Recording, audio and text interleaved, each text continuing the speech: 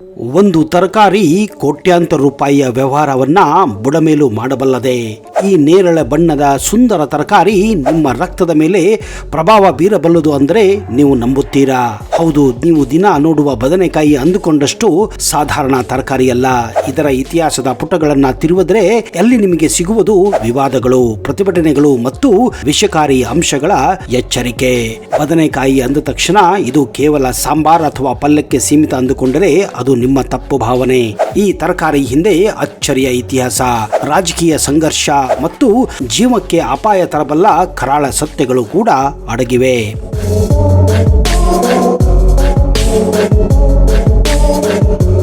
ಸ್ನೇಹಿತರೆ, ದಶಕಗಳ ಹಿಂದೆ ಭಾರತದಲ್ಲಿ ಬದನೆಕಾಯಿ ಒಂದು ಯುದ್ಧ ಭೂಮಿಯಾಗಿತ್ತು. ವಿಜ್ಞಾನಿಗಳು ಪ್ರಯೋಗಾಲಯದಲ್ಲಿ ಸೃಷ್ಟಿಸಿದ ಬಿಟಿ ಬದನೆ ದೇಶಾದ್ಯಂತ ಸಂಚಲನವನ್ನೇ ಮೂಡಿಸಿತ್ತು. ಹಾಗಾದ್ರೆ ಇದು ಪ್ರಕೃತಿಯ ವಿರುದ್ಧವಾಗಿತ್ತೆ? ಈ ಬದನೆಕಾಯಿ ತಿಂದರೆ ಮನುಷ್ಯನ DNA ಬದಲಾಗುತ್ತದೆಯೇ?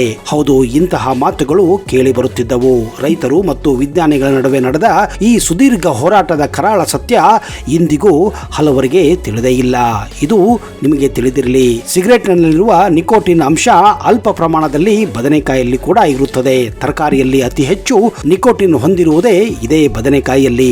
ಆದರೆ ಗಾಬರಿ ಪಡಬೇಡಿ, ಇದು ದೇಹಕ್ಕೆ ಹಾನಿಕಾರವೇ ಅಥವಾ ಉಪಕಾರಿ ಎಂಬ ಚರ್ಚೆ ಇಂದಿಗೂ ಕೂಡ ನಡೆದಿದೆ. ಬದನೆಕಾಯಿ ಸೋಲನೇಸಿ ಎಂಬ ಸಸ್ಯ ಕುಟುಂಬಕ್ಕೆ ಸೇರಿದೆ.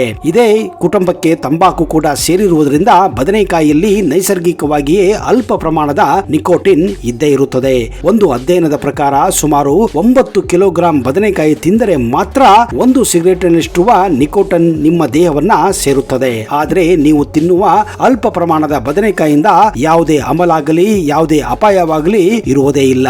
ಈ ವಿಷಯದ ಮೇಲೆ ವಿಜ್ಞಾನಿಗಳಲ್ಲಿ ಸುದೀರ್ಘ ಚರ್ಚೆ ಈಗಲೂ ಕೂಡ ನಡೆಯುತ್ತಿದೆ. ನಿಕೋಟಿನ್ ಮೆದುಳಿನ ಮೇಲೆ ಪ್ರಭಾವ ಬೀರುತ್ತಾ?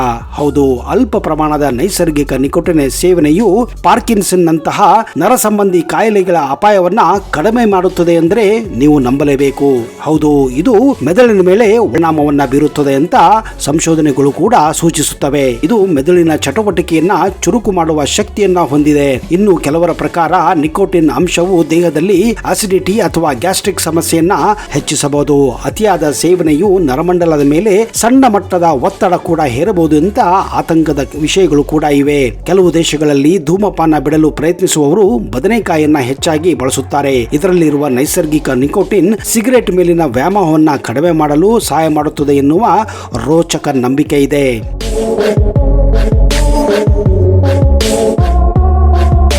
ಇಂದು ನಾವು ಪ್ರೀತಿಯಿಂದ ತಿನ್ನುವ ಬದನೆಕಾಯಿಯನ್ನ ಸಾವಿರಾರು ವರ್ಷಗಳ ಹಿಂದೆ ಬ್ಯಾಡ್ ಆಪಲ್ ಅಥವಾ ಪಿಚ್ಚಿ ಹಿಡಿಸುವ ಹಣ್ಣು ಎಂದು ಕೂಡ ಕರೆಯಲಾಗುತ್ತಿತ್ತು. ಭಾರತದ ಹೊಲಗಳಿಂದ ಶುರುವಾದ ಈ ತರಕಾರಿ ಪಯಣ ರೋಮ್ನ ಅರಮನೆ ಮೂಲಕ ಹಾದು ಹೋಗಿ ಇಡೀ ಜಗತ್ತನ್ನೇ ಆವರಿಸಿತ್ತು. ಬದನೆಕಾಯಿಯ ತವರ ಮನೆ ಭಾರತ. ಸುಮಾರು 4000 ವರ್ಷಗಳ ಹಿಂದೆಯೇ ಭಾರತದಲ್ಲಿ ಕಾಡು ಬದನೆಕಾಯಿಗಳನ್ನ ಬೆಳೆಯಲಾಗುತ್ತಿತ್ತು. ಸಂಸ್ಕೃತದಲ್ಲಿ ಇದನ್ನ ವಾಟಿಂಗನ್ ಎಂದು ಕರೆಯಲಾಗುತ್ತದೆ. ಅದೇ ಮುಂದೆ ಪರ್ಷಿಯನ್ ಭಾಷೆಯಲ್ಲಿ ಬಾದಿಂಗ್ ಜಾನ್ ಆಗಿ ಕೊನೆಯಲ್ಲಿ ಕನ್ನಡದಲ್ಲಿ ಇದನ್ನ ಈಗ ಬದನೆಕಾಯಿ ಮುಳ್ಳುಗಾಯಿ ಅಂತ ಕೂಡ ಕರೆಯುತ್ತಾರೆ. 16ನೇ ಶತಮಾನದಲ್ಲಿ ಬದನೆಕಾಯಿ ಯುರೋಪ್ ತಲುಪಿದಾಗ ಜನರು ಇದನ್ನ ತಿನ್ನಲು ಹೆದರುತ್ತಿದ್ದರು. ಇದು ನೋಡುವುದಕ್ಕೆ ವಿಷಕಾರಿ ಸಸ್ಯಗಳಂತೆ ಇದ್ದಿದ್ದರಿಂದ ಇದನ್ನ ತಿಂದರೆ ಹುಚ್ಚು ಹಿಡಿಯುತ್ತದೆ, ಕ್ಯಾನ್ಸರ್ ಬರುತ್ತದೆ ಅಥವಾ ಚರ್ಮ ಕಪ್ಪಾಗುತ್ತದೆ ಅಂತ ಆ ಬ್ರಿಟಿಷರು ನಂಬುತ್ತಿದ್ದರು. ಇದೇ ಕಾರಣ ಯುರೋಪಿಯನ್ನರು ಇದನ್ನ ಮಾಲಾ ಇನ್ಸಾನಾ ಅಂತ ಕರೆಯುತ್ತಿದ್ದರು, ಅಂದ್ರೆ ಮ್ಯಾಡ್ ಆಪಲ್ ಅಂತ ಹೇಳುತ್ತಿದ್ದರು. ಬದನೆಕಾಯಿಯನ್ನ ಇಡೀ ಜಗತ್ತಿಗೆ ಪರಿಚಯಿಸಿದ ಶ್ರೇಯಸ್ಸು ಅರಬ್ ವ್ಯಾಪಾರಿಗಳಿಗೆ ಹೋಗುತ್ತದೆ. ಭಾರತದಿಂದ ಪಶ್ಚಿಮ ಏಷ್ಯಾಕ್ಕೆ ಮತ್ತು ಅಲ್ಲಿಂದ ಆಫ್ರಿಕಾ, ಸ್ಪೇನ್, ಅಮೆರಿಕ ಈ ಎಲ್ಲ ಖಂಡಗಳಿಗೆ ಕರೆದುಕೊಂಡು ಹೋಗಿದ್ದೇ ಈ ಅರಬರು ಇದನ್ನ ಎಷ್ಟು ಇಷ್ಟಪಟ್ಟಿದ್ದರೆಂದ್ರೆ ಇವರ ಅಡಿಗೆ ಮನೆಯಲ್ಲಿ ಬದನೆಕಾಯಿಯೇ ಹೀರೋ ಆಗಿಬಿಟ್ಟಿತ್ತು. ಆರಂಭದಲ್ಲಿ ಅಮೆರಿಕನ್ ಮತ್ತು ಬ್ರಿಟನ್ಗಳಲ್ಲಿ ಬದನೆಕಾಯಿಯನ್ನ ತಿನ್ನಲು ಬಳಸುತ್ತಿರಲಿಲ್ಲ. ಅದರ ವಿಚಿತ್ರವಾದ ಆಕಾರ, ಅದರ ಬಣ್ಣಕ್ಕಾಗಿ ಕೇವಲ ಅದನ್ನ ಅಲಂಕಾರಿಕ ವಸ್ತುವಾಗಿ ಅಂದ್ರೆ ಡೆಕೋರೇಟಿವ್ ಐಟಮ್ ಆಗಿ ಮೇಜಿನ ಮೇಲೆ ಇಡುತ್ತಿದ್ದರು. ಆದರೆ 18ನೇ ಶತಮಾನದ ನಂತರವಷ್ಟೇ ಇದು ಅಲ್ಲಿನ ಅಡಿಗೆ ಮನೆಯನ್ನ ಪ್ರವೇಶ ಮಾಡುತ್ತದೆ. ಬ್ರಿಟಿಷರು ಭಾರತಕ್ಕೆ ಬಂದಾಗ ಅವರು ಬಿಳಿ ಬಣ್ಣದ ಗುಂಡಿನ ಬದನೆಕಾಯಿಯನ್ನ ನೋಡುತ್ತಾರೆ. ಅವು ನೋಡಲು ಕೋಳಿ ಮೊಟ್ಟೆಯಂತೆ ಇದ್ದವು. ಅದಕ್ಕಾಗಿಯೇ ಅವರು ಇದನ್ನ ಈಗಲೂ ಕೂಡ ಎಗ್ ಪ್ಲಾಂಟ್ ಅಂತ ಕರೆಯುತ್ತಾರೆ. ಪಾಶ್ಚಿಮಾತ್ಯ ದೇಶಗಳಲ್ಲಿಯೂ ಇದೇ ಹೆಸರು ಈಗಲೂ ಕೂಡ ಅಲ್ಲಿ ಚಾಲ್ತಿಯಲ್ಲಿದೆ. ಬದನೆಕಾಯಿ ಕೇವಲ ರುಚಿಗಷ್ಟೇ ಅಲ್ಲ, ನಿಮ್ಮ ಬೆಡ್ರೂಮ್ ಲೈಫ್ ಮೇಲೂ ಕೂಡ ಇದು ಭಾರಿ ಪ್ರಭಾವವನ್ನ ಬೀರುತ್ತದೆ.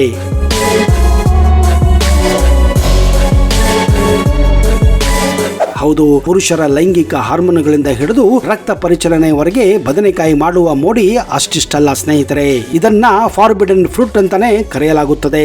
ಲೈಂಗಿಕ ಆರೋಗ್ಯಕ್ಕೆ ಅತ್ಯಂತ ಮುಖ್ಯವಾದದ್ದು ಸುಗಮವಾದಂತಹ ರಕ್ತ ಪರಿಚಲನೆ. ಬದನೆಕಾಯಿಯಲ್ಲಿರುವ ಫೈಟೋನ್ಯೂಟ್ರಿಯೆಂಟ್ಸ್ ರಕ್ತನಾಳಗಳನ್ನ ಸಡಿಲಗೊಳಿಸುತ್ತದೆ ಮತ್ತು ರಕ್ತದ ಹರಿವನ್ನ ಸುಧಾರಿಸಲು ಸಹಾಯ ಮಾಡುತ್ತದೆ. ಇದು ಪರೋಕ್ಷವಾಗಿ ಜನನಾಂಗಗಳಿಗೆ ರಕ್ತದ ಹರಿವನ್ನ ಹೆಚ್ಚಿಸಿ ಲೈಂಗಿಕ ಸಾಮರ್ಥ್ಯವನ್ನ ವೃದ್ಧಿಸಲು ಸಹಕಾರಿ ಅಂತ ಹೇಳಲಾಗುತ್ತದೆ.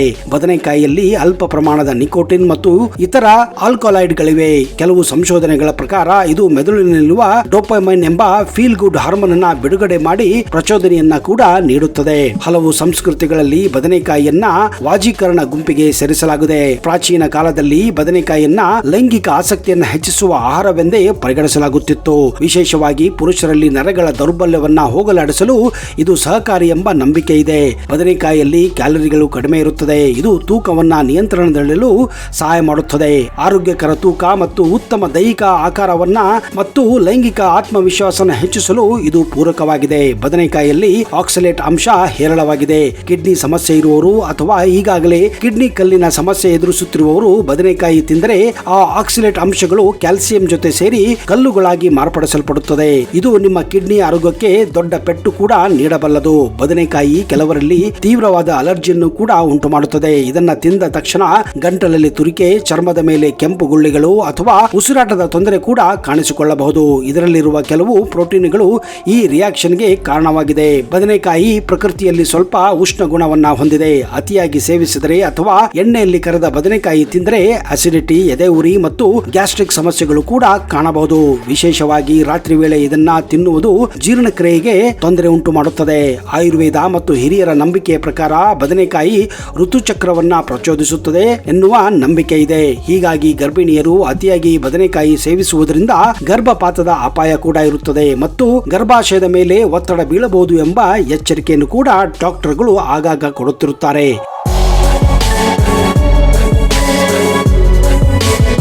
ಬದನೆಕಾಯಿ ನೈಟ್ ಶೆಡ್ ಕುಟುಂಬಕ್ಕೆ ಸೇರಿದೆ. ಸಂಧಿವಾತ ಅಥವಾ ಮೊಣಕಾಲು ನೋವು ಇರುವರು ಬದನೆಕಾಯಿ ತಿಂದರೆ ಅವರ ನೋವು ಮತ್ತು ಉರಿಯೂತ ಹೆಚ್ಚಾಗುವ ಸಾಧ್ಯತೆ ಇರುತ್ತದೆ ಅಂತ ಸಂಶೋಧನೆಗಳು ಕೂಡ ಹೇಳುತ್ತವೆ. ಹಾಗೆಯೇ ಬದನೆಕಾಯಿ ತಿಂದ ನಂತರ ಕೆಲವು ಆಹಾರಗಳನ್ನ ಯಾವತ್ತೂ ನೀವು ತಿನ್ನಬಾರದು. ಅವುಗಳಲ್ಲಿ ಹೆಚ್ಚಾಗಿ ಹಾಲಿನ ಮತ್ತು ಹಾಲಿನ ಉತ್ಪನ್ನಗಳು. ಆಯುರ್ವೇದದ ಪ್ರಕಾರ ಬದನೆಕಾಯಿ ಮತ್ತು ಹಾಲು ವಿರುದ್ಧ ಆಹಾರ. ಇವು ಎರಡನ್ನ ಒಟ್ಟಿಗೆ ಅಥವಾ ಒಂದಾದ ನಂತರ ಒಂದನ್ನ ಸೇವಿಸುವುದರಿಂದ ಚರ್ಮದ ಕಾಯಿಲೆಗಳು, ವಿಶೇಷವಾಗಿ ಬಿಳಿ ಮಚ್ಚೆಗಳು ಅಥವಾ ತುರಿಕೆ ಉಂಟಾಗುವ ಸಾಧ್ಯತೆ ಇರುತ್ತದೆ ಎಂದು ನಂಬಲಾಗಿದೆ. ಇದು ಜೀರ್ಣಕ್ರಿಯೆ ಮೇಲೂ ಕೂಡ ಕೆಟ್ಟ ಪರಿಣಾಮವನ್ನ ಬೀರಬಹುದು. ಬದನೆಕಾಯಿ ಮತ್ತು ಮೊಸರು ಎರಡು ವಿಚ್ಛಿನ್ನ ಪ್ರಕೃತಿಯನ್ನ ಹೊಂದಿವೆ. ಇವೆರಡರ ಮಿಶ್ರಣ ಹೊಟ್ಟೆಯಲ್ಲಿ ಅಸಿಡಿಟಿ ಅಥವಾ ಗ್ಯಾಸ್ಟ್ರಿಕ್ ಸಮಸ್ಯೆಯನ್ನು ಕೂಡ ಉಲ್ಬಣಗೊಳಿಸಬಹುದು. ಕೆಲವು ಜನರಲ್ಲಿ ಇದು ಚರ್ಮದ ಅಲರ್ಜಿಯನ್ನು ಕೂಡ ತೀವ್ರಗೊಳಿಸುತ್ತದೆ. ಬದನೆಕಾಯಿ ಮತ್ತು ಮೀನು ಎರಡೂ ದೇಹದಲ್ಲಿ ಉಷ್ಣ ಹೆಚ್ಚಿಸುವ ಪದಾರ್ಥಗಳು. ಇವೆರಡನ್ನ ಸತತವಾಗಿ ಸೇವಿಸುವುದರಿಂದ ರಕ್ತದಲ್ಲಿನ ದೋಷಗಳು ಉಂಟಾಗಿ ಚರ್ಮದ ಮೇಲೆ ಗುಳ್ಳೆಗಳು ಅಥವಾ ತುರಿಕೆ ಕಾಣಿಸಿಕೊಳ್ಳುತ್ತದೆ. ಬದನೆಕಾಯಿಯಂತಹ ಉಷ್ಣ ಪದಾರ್ಥದ ಮೇಲೆ ಅದರ ನಂತರ ಜೇನುತುಪ್ಪ ಸೇವಿಸುವುದು ಆಯುರ್ವೇದದಲ್ಲಿ ನಿಷೇಧಿಸಲಾಗಿದೆ. ಇದು ದೇಹದ ಉಷ್ಣತೆಯನ್ನ ಅಸಮತೋಲನಗೊಳಿಸಿ ಅಜೀರ್ಣ ಕ್ರಿಯೆಗೆ ಕಾರಣವಾಗುತ್ತದೆ.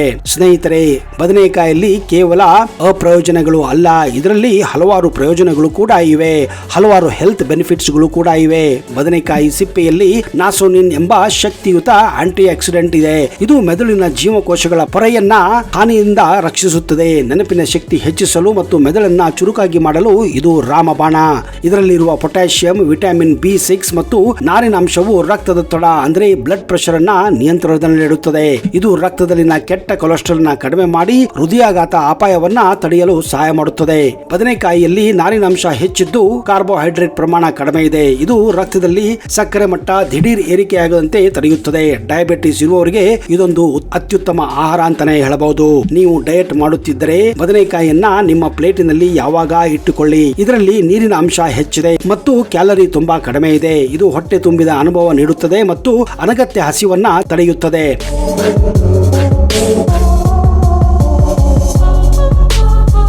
ಬದನೆಕಾಯಿಯಲ್ಲಿ SRGs ಎಂಬ ಅಂಶವು ಕ್ಯಾನ್ಸರ್ ಕೋಶಗಳನ್ನ ನಾಶಪಡಿಸುವ ಶಕ್ತಿ ಹೊಂದಿದೆ ಎಂದು ಸಂಶೋಧನೆಗಳು ತಿಳಿಸಿವೆ. ವಿಶೇಷವಾಗಿ ಚರ್ಮದ ಕ್ಯಾನ್ಸರ್ ತಡೆಗಟ್ಟುವಲ್ಲಿ ಇದು ಪರಿಣಾಮಕಾರಿ ಎನ್ನಲಾಗುತ್ತದೆ. ಇದರಲ್ಲಿನ ಮ್ಯಾಂಗನೀಸ್ ಮತ್ತು ಫಿನಾಲಿಕ್ ಸಂಯುಕ್ತಗಳು ಮೂಳೆಯ ಸಾಂದ್ರತೆಯನ್ನು ಹೆಚ್ಚಿಸುತ್ತದೆ.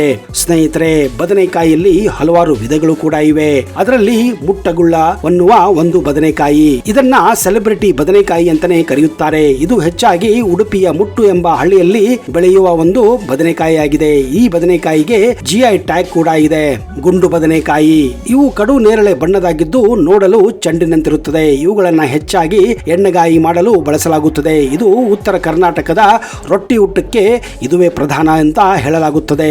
ಇದಿಲ್ಲದೆ ಉತ್ತರ ಕರ್ನಾಟಕದ ಜನ ಊಟವನ್ನೇ ಮಾಡುವುದಿಲ್ಲ. ಮುಂದಿನ ಬದನೆಕಾಯಿ ತಳಿ ಅದು ಮುಳ್ಳು ಬದನೆಕಾಯಿ. ಇದನ್ನ ಥಾರ್ನ್ ಬ್ರಿಂಜಲ್ ಅಂತ ಕರೆಯುತ್ತಾರೆ. ಇವುಗಳ ತೊಟ್ಟಿನ ಮೇಲೆ ಸಣ್ಣ ಸಣ್ಣ ಮುಳ್ಳುಗಳಿರುತ್ತವೆ. ಮಲೆನಾಡು ಮತ್ತು ಕರಾವಳಿ ಭಾಗದಲ್ಲಿ ಇದನ್ನ ಹೆಚ್ಚಾಗಿ ಜನರು ತಿನ್ನುತ್ತಾರೆ. ಇವು ಬೇಗನೆ ಬೆಳೆಯುತ್ತವೆ ಮತ್ತು ಸಾಂಬಾರಿಗೆ ಹೆಚ್ಚು ರುಚಿಕರವಾಗಿರುತ್ತದೆ. ಬಿಳಿ ಬದನೆಕಾಯಿ, ಇವು ನೋಡಲು ಮೊಟ್ಟೆಯ ಆಕಾರದಲ್ಲಿ ಬಿಳಿ ಅಥವಾ ಅಲ್ಪ ಹಸಿರು ಬಣ್ಣದಿರುತ್ತವೆ. ಇವುಗಳಲ್ಲಿ ಔಷಧೀಯ ಗುಣ ಹೆಚ್ಚಿರುತ್ತದೆ ಮತ್ತು ಮಧುಮೇಹಗಳಿಗೆ ಅಂದ್ರೆ ಡಯಾಬಿಟಿಕ್ ಇರುವವರಿಗೆ ಇದು ಹೆಚ್ಚು ಸೂಕ್ತ ಅಂತ ಕೂಡ ಹೇಳಲಾಗುತ್ತದೆ.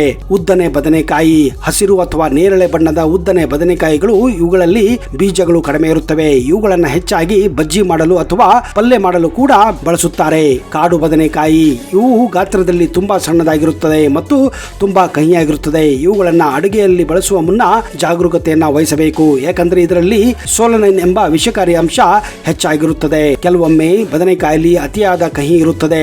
ಅತಿಯಾದ ಕಹಿ ಇರುವ ಬದನೆಕಾಯಿ ತಿಂದರೆ ವಾಂತಿ, ಭೇದಿ ಅಥವಾ ತಲೆ ಸುತ್ತು ಕೂಡ ಬರಬಹುದು. ಈ ಸೈಲೆಂಟ್ ಕಿಲ್ಲರ್ ಬಗ್ಗೆ ಪ್ರತಿಯೊಬ್ಬ ಗೃಹಿಣಿಯು ತಿಳಿದುಕೊಂಡಿರಬೇಕು.